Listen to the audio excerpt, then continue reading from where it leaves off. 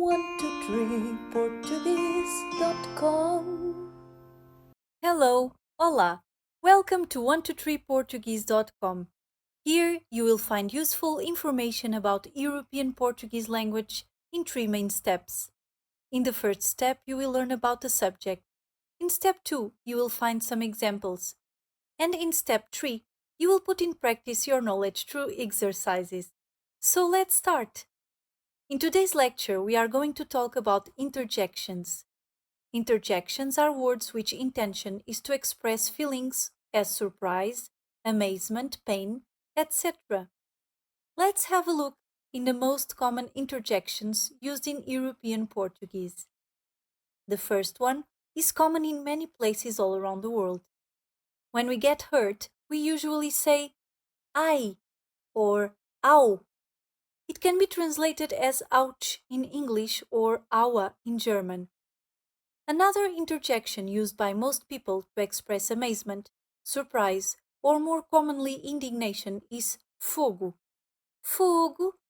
It means literally fire. The origin of this expression is not clear, but one of the theories defends that people started to use it to avoid saying the bad word that starts with letter F. In the same context of fogo, we have irra and bolas, used mainly to express indignation. These 3 expressions mean something like damn. To express surprise, you can also say epa or ena. Oh meu Deus is another typical interjection, and translated it means oh my God. It works to express surprise or amazement. If you want to warn somebody about the danger, then you can use the words Cuidado or atenção, which means watch out. Let's see some examples of what we just learned. Au! Au, fogo! Irra!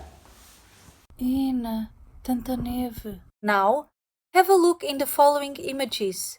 Which interjection would you use?